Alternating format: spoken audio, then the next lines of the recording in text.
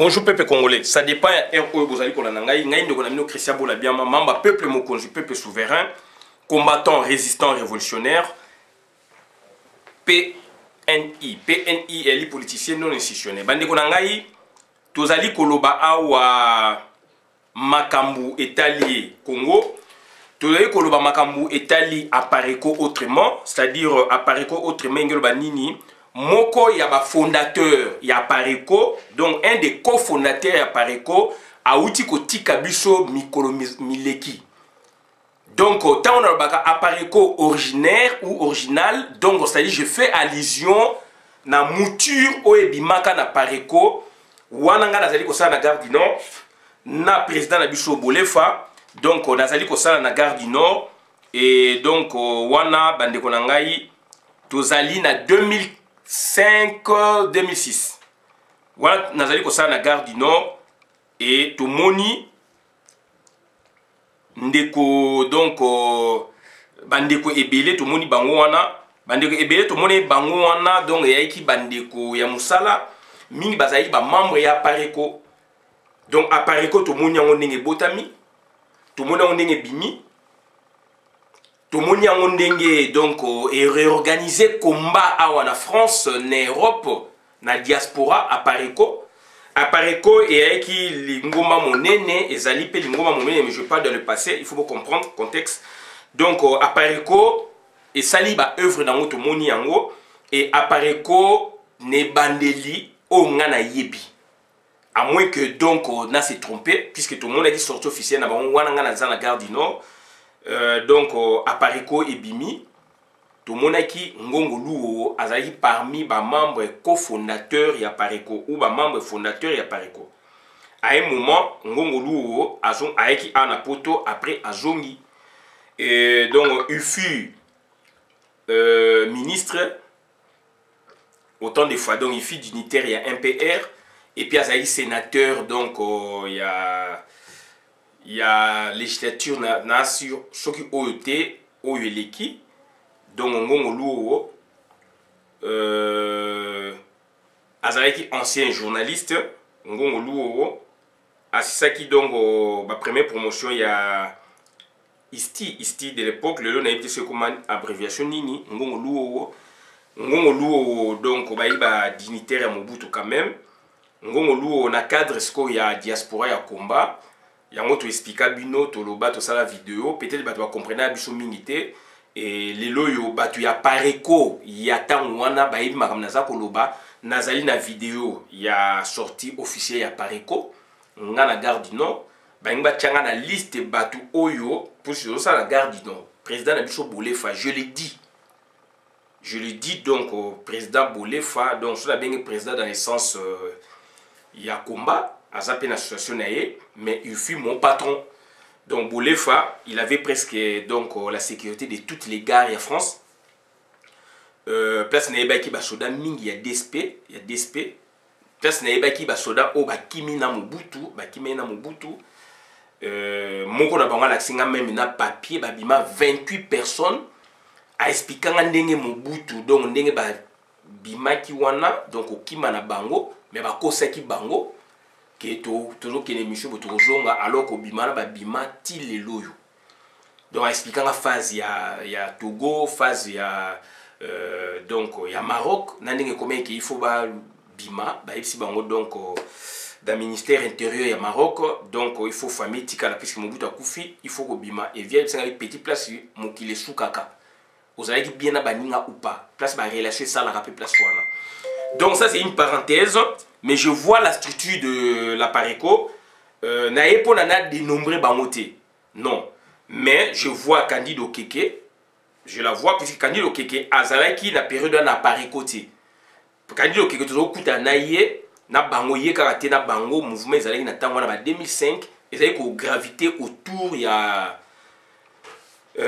donc autour ya Pareko, autour ya ba association Isaïe Belé, ma commandé ça le place na moment Jean-Pierre Bolefa c'est qui ba manifestation période de yalaki et il ba période donc ko renouveler 1+4 ou pas tout ça ba manifestation bango kuna ba ko renouveler biso to boyaki puis élection en 2005 pour la troisième république, une année après, nous on a marché.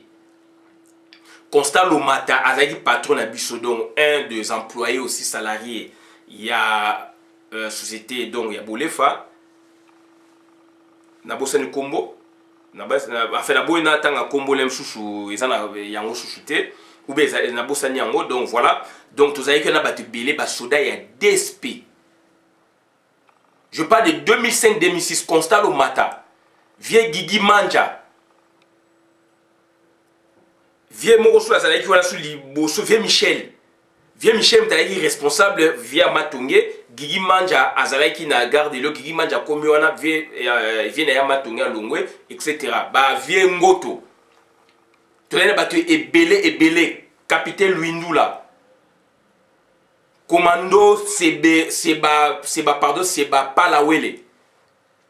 Commando donc, c'est-à-dire Kotakoli, Ngira, tozaki ebele wana.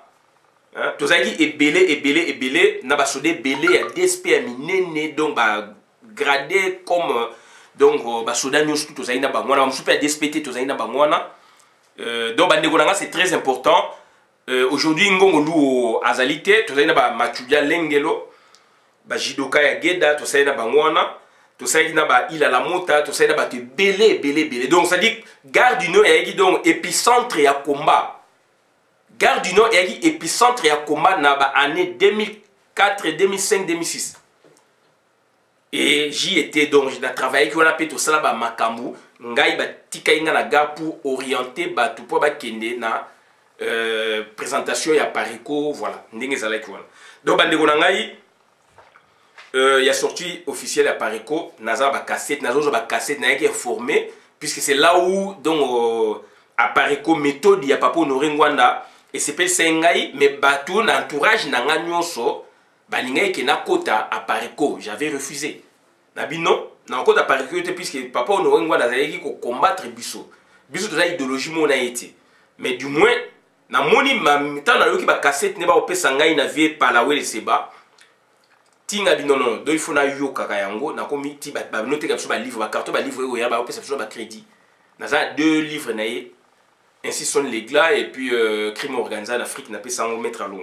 Donc voilà ndenge tozalaki wana et puis donc on a sepelaki na méthode ya papa Honoré Ngwanda puis na bi non oyo ezali makambo oyo biso na IDPS ezali boiti omoni. Donc après donc on a eu comprendre et j'ai beaucoup posé des questions na bateau bazali na Mobutu basoda wana donc on a eu comprendre que donc ezali boui. Donc le auto parler na makambo ya liwa ya ngongo luo pour na bateau ba yeba quitter pour ceux qui ne savent pas ngongo luo fut un des membres donc ya Pareco. Donc un des cofondateurs. Donc un des cofondateurs ya Pareco. Azali dignitaire na période de Mobutu. Donc tout ça pour le bango c'est pas blague mais ça dit pour vous situer dans l'état de l'espace combat au peuple biso mené ao. Donc c'est-à-dire il y a tout tourné au gravité autour il y a Pareco, autour il y a Jean-Pierre Bolefa, etc. Mais biso to est indépendant.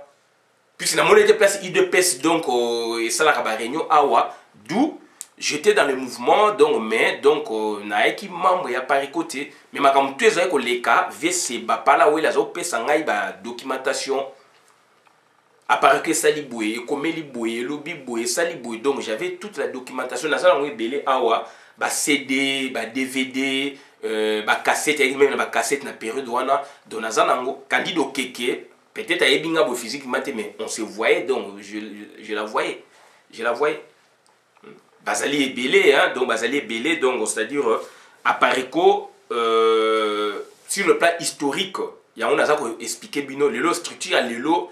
Il y a Pareco Boyebi, nga lemshu na yebi na yebité de structure ya lelo ya ngwana mais oye tant ezalaki. Donc on avait vu nos deux grands dignitaires ya régime Mobutu na eloko wana.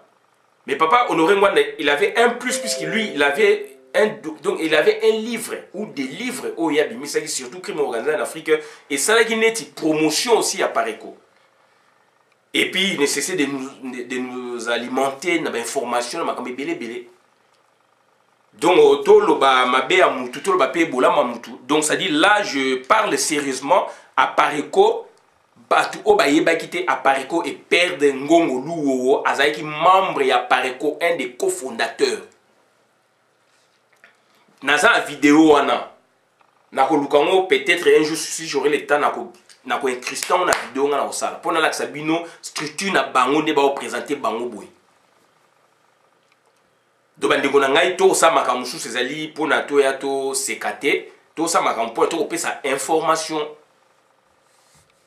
Ngongo Luowo Ngongo Kamanda Zalaka donc yepe azaka journaliste ya kufaka comment appeler donc ambassadeur ya Congo en Afrique du Sud ya kufa déjà moi kala akufa kala donc le 12 na moni donc Ngongo wana Ngongo Kamanda o Ngongo Luowo vient de nous quitter donc yeyo total est bien elongi ya Ngongo Luowo yeyo. Donc un des cofondateurs ya Apareko, pour ceux qui ne savent pas, donc ceux qui ont le bamakamoussou sur le plan historique, donc puisque tu yebi, tu zalaki zinga wana, voilà, Ngongo Luowo, à un moment à Keneki, donc je pense dans l'élection 2006, donc il en a pris que bah créé Apareko et puis donc Ngongo Luowo à Keneki, donc à Keneki, donc voilà, ici donc tout en moment que RDC, l'IFASIC annonce la mort de Ngongo Luowo. L'Institut facultaire des sciences de l'information et de la communication IFASIC a annoncé au public la mort d'un ancien étudiant de la première promotion de l'Institut supérieur technique de l'information, ISTI, Aubin Ngongo Luowo. Nous vous donnons l'occasion de découvrir ces communiqués. Chers tous, avec affliction, nous annonçons le décès de notre distingué confrère Aubin Ngongo Luowo, première promotion de l'ISTI IFASIC, patron de la chaîne TKM, ancien ministre de l'information et ancien sénateur.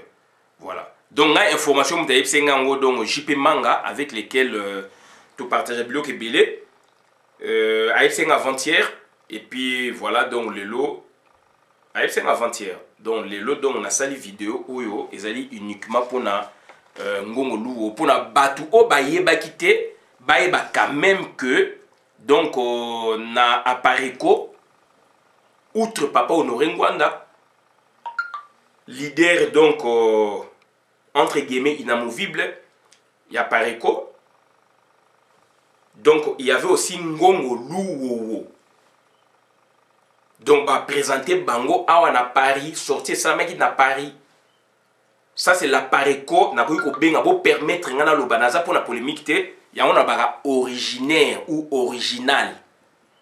Donc Apareko donc tokol ba première mouture, Apareko première promotion tokol ba ndengwana ou première génération. Puisque on a connu MPR na ba génération nango tokol ba Apareko première génération. Donc avec l'inamovible donc Papa Honoré Ngwanda, mais il y avait aussi Ngongo Luowo. Voilà, donc c'est-à-dire, c'est une information, c'est un de grands dignitaires. Son aza koloba puisque Azalaki Awa a créé na Papa Honoré Ngwanda, donc association oba bengi Apareko. Donc association oba bengi Apareko. Donc yangwane sengeli batu quand même bayeba.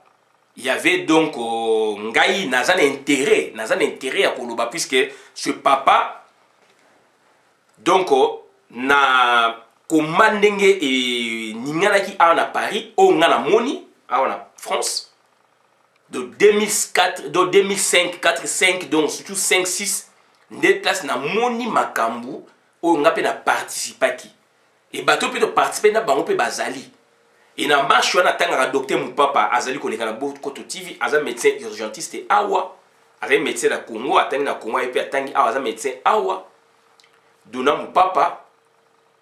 Et puis donc vieux Grégoire Bokungu tout marché là bas on vieux Grégoire tout azwa parole na marche wana aloba na ba télévision monde un jour et kobimaka ils ont archive na France awa na ba invité sur TF1 au Bénin to kangaka rond-point ils ont payé sa côté ambassade ya France côté Keineti donc OIF côté donc droit de l'homme to kangaka rond-point na bah tu vas filmer mais bah vidéo tout le monde a dit on était là 2005 Candido keke naza koloba donc namona ye ser wana azalaka wana bato musu pe bamonanga te nga pe namona bango te c'est normal to yaki belé et puis donc base nango utaki donc na société na biso APIS AIPS ou APIS voilà société na biso APIS société na biso na seconde base de patron nango Bolefa un financier. Quand nous on parle aujourd'hui de Yalora Sokoko, les gens ne comprennent pas. Bolefa azali financier ya Pareco. Azali mutali na ba société na mbongo. C'est lui le financier ya Pareco, Bolefa. Nandeke papa Norengwa na ba menacer ye na ba Rwandais, asengi secours, vient na ngai se ba pala wele commando, ba kimana Mobutu, na vie kotakoli. Ouais, katia et commando, bango ni bakendaki ko ça la sécurité papa et papa Norengwa na place ala ko prêcher autant de fois ngai pe toloza na ba violence mais na tika ko kenditi vieux seba pas la we na zabi petit il faut que t'apparnga bino vieux na ko tade pour na boebo maintenant c'est pela ba livre wana capitaine Luindu la zo ebsangai. Voilà donc 2005-2006 et bimi na maison ngana osala. Le peuple Mokonzi donc a dû financer membre P. Il y a Laurent Sokoko, on a fait un problème. Alors que donc il y a Bolefa, Jean-Pierre Bolefa, patron des sociétés. Yemutu a été financé à Pareco. Bateau Bayebi, histoire wana te yango toza ko rappeler, ça fait partie du combat. Na monaki patron nanga Bolefa. Donc, tant où président, il y a eu de pèse le peuple, Valentin Moubaka Yaki, Toyambaki, na Aubervilliers, Bolefa, na Monaki, na Tosola qui naïe, Tozal Razarane, ba Vénémé Belé. Quand les gens ne comprennent pas le combat, ils ont mawato. Mobutu pour ça coup d'état, donc il avait des financiers. Il y a un bateau à financer qui est. Pour la tuer ça, mais il y a des financiers. Bolefa a dit financier, donc un de financiers, donc il y a Apareco. Il y a un Apareco, donc va perdre un de ses membres fondateurs. À la personne, il y a Ngongo Luo. Il y a un salut vidéo. Autre gars, on va suis abonné dans la vidéo, madame, la compte communauté. Ngai Christian Bola bien, maman, peuple Mokozi, peuple souverain, combattant, résistant, révolutionnaire, PNI. PNI, elle est politicien non institutionnel. Donc, on a reçu que c'est dans le c'est une photo, il y a Ngongo Luo, un des membres fondateurs, donc il y a Apareco. Donc, Aoutiko Tikabiso Yeyu. Donc, voilà. Première promotion, il fasik. Ngongo Luo. Yewana. Merci.